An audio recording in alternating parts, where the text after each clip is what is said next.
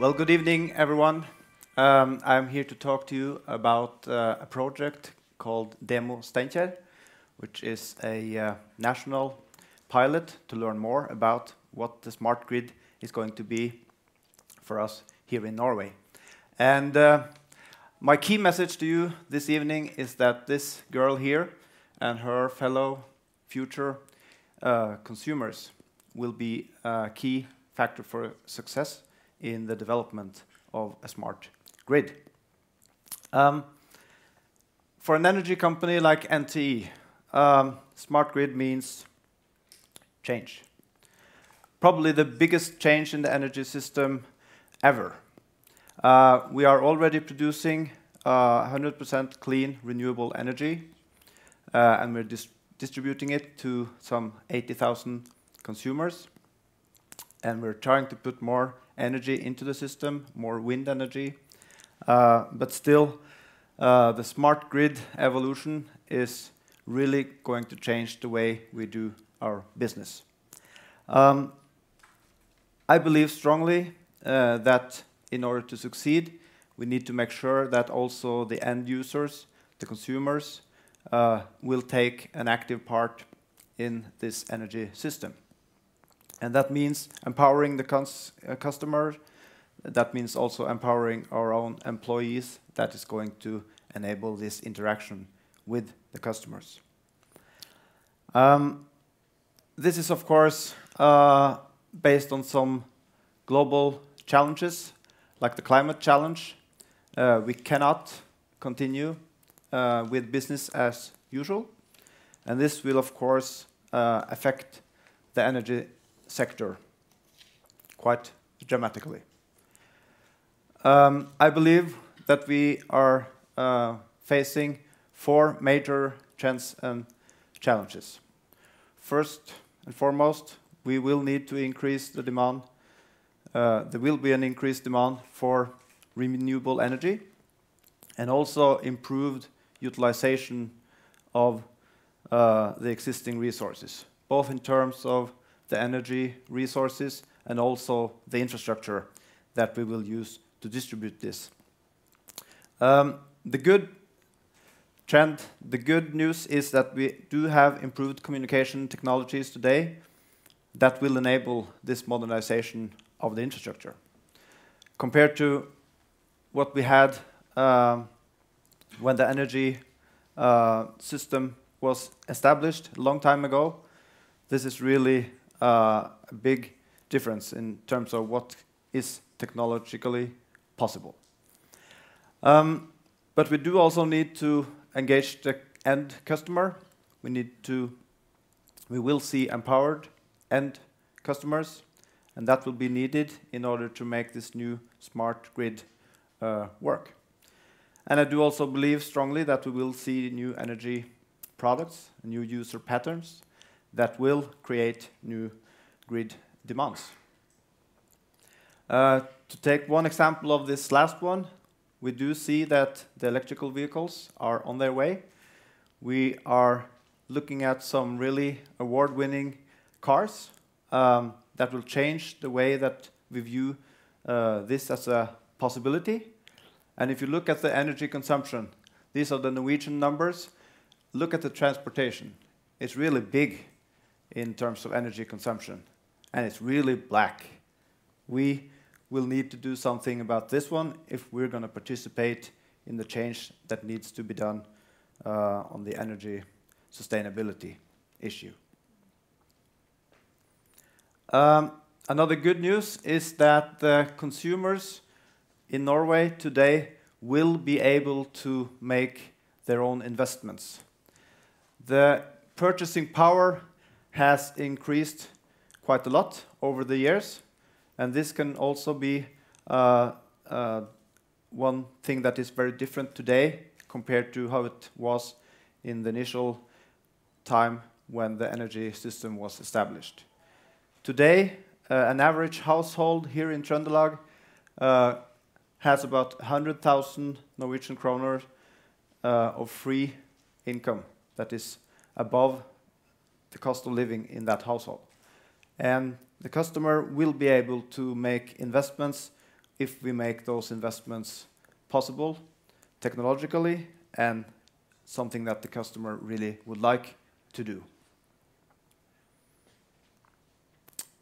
This is one major reason why the energy system here in this region needs to look more into the possibilities of shifting consumption. If we look at the demand over every hour during 1 year, we see there is a big difference between the high hours with lots of energy consumption and the low hours. The green line is the total production capacity in this region. So when we are way above that capacity and we have very limited grid connections to our neighboring regions, we are in trouble. Because we do not have today the good mechanisms that enables the customer to respond to this situation. And of course, the prices will be extremely high in those hours. But then on the other side, the number of hours with those kinds of demands are not so many. So it's really hard to make an investment in new energy production profitable based on only the demand in those hours.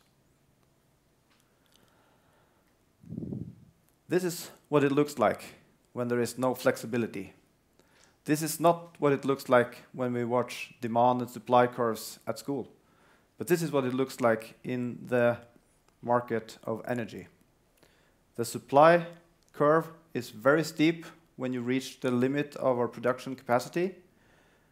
And the demand side, the curve is also quite steep because we do not change our habits or consumption based on any price signals. We do not go back home from work to switch things off in our house. We just don't think about it. So if we are able to shift some of the consumption, we could experience a quite large change in the price in that short period where you have those price peaks. And we did, with the help of SINTEF, analyze this for the situations that we had during the last winters. We had prices of around 12 kroner for each kilowatt hour and a load reduction of less than 100 megawatts would have changed that situation to a price of only 2 kroner per kilowatt hour. And 100 megawatts, that's less than half of our water heaters in this region. So if we can automate a system so that those heaters can be ran on another period during the day than this peak hour, then that effect is actually quite easily realized. We would like to see the consumer being able to see what's going on in the house and also actively take part by checking the status of the house, for one thing, and also changing the status if he would like to do that. We are putting in smart meters in order to establish the basic infrastructure for the smart grid. And when we're doing that, we're also establishing a communication system into every house. And when we do that, it's really important to find out what can we do to make the consumer able to benefit from this giant infrastructure investment that we're doing. We believe that this communication channel can be used for other things, connecting to friends and family, being there if this old lady cannot physically be participating in the family get-together. She might be able to do that through this communication channel that we are establishing. We believe that there is also a possibility to initiate security functions on the same communication infrastructure when that is needed. And we believe that it's also possible to connect this with the ones that can help when help is needed. So in total, we are ambitious in terms of the ways that we can make the customer interface very user-friendly, so that the customer can be a part of a smart grid and see that this investment is also a benefit on other areas than just the energy system.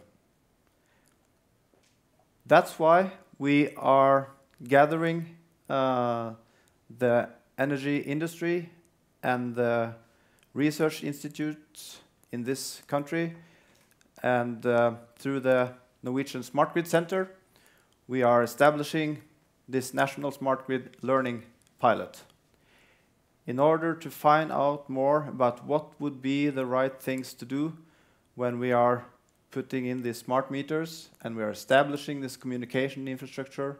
What is then the right applications to give to the consumers so that the consumers can see that this is also something useful for them. In that way, they can also be a part of the smart grid, and we believe that we need to find out more about how that can be realized. This area, this town, is a small town of about 20,000 inhabitants.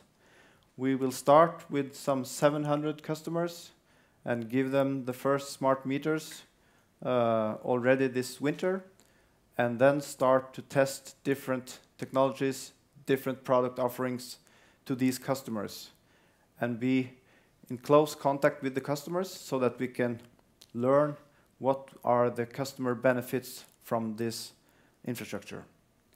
And we also believe that we as a utility cannot do all this by ourselves. We are therefore inviting other players in the industry to participate. We would like to see all kinds of applications being tested, because we do not know the answers yet, but we do know that the infrastructure that we are investing in might be a more useful help for the consumers if we find out what they are interested in. And we believe that this demo and Mid-Norway as such can be a springboard for international success for those kinds of technology developers that have international ambitions. They can start very small scale in the test labs.